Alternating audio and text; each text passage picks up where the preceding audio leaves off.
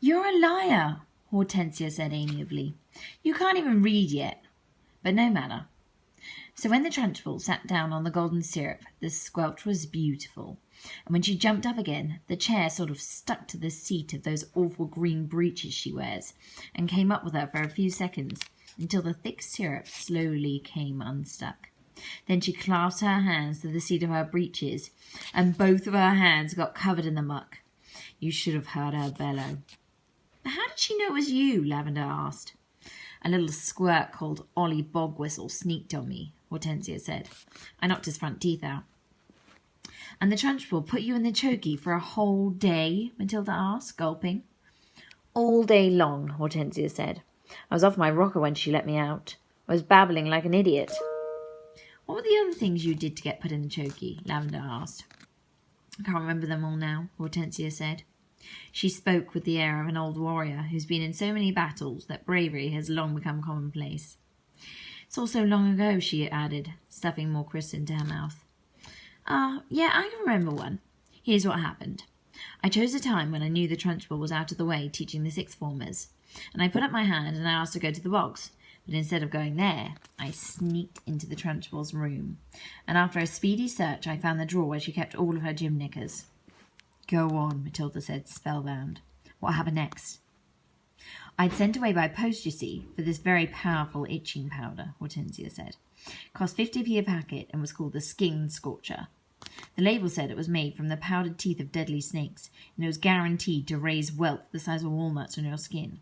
So I sprinkled this stuff inside every pair of knickers in the drawer, then I folded them all up again very carefully. Hortensia paused to cram more crisps into her mouth. Did it work? Lavender asked. Well, Hortensia said, a few days later, during prayers, the Trunchbull suddenly started scratching herself like mad down below. Aha, I said to myself, here we go.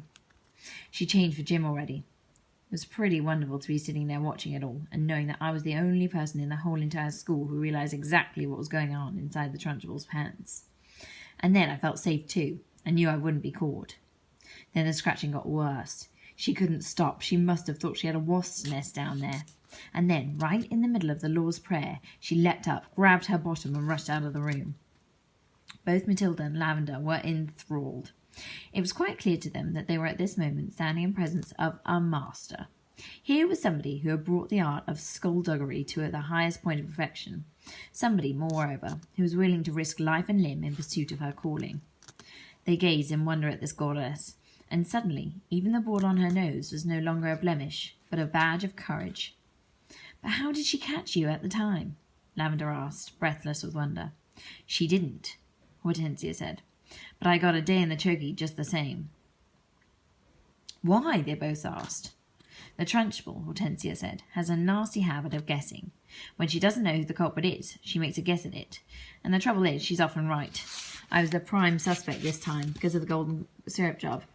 And although I knew she didn't have any proof, nothing I said could make any difference. I kept shouting, How could I have done it, Miss Trunchbull? I don't even know you kept spare knickers at school. I don't even know what itching powder is. I've never heard of the stuff. But lying didn't help me in spite of the great performance I put on. The Trunchbull simply grabbed me by one ear and rushed me to the chokey and the double and threw me inside and locked the door. It was my second all-day stretch. It was absolute torture. I was spiked and cut all over when I came out. It's like a war, Matilda said, overawed. You're darn right it's like a war, Hortensia cried.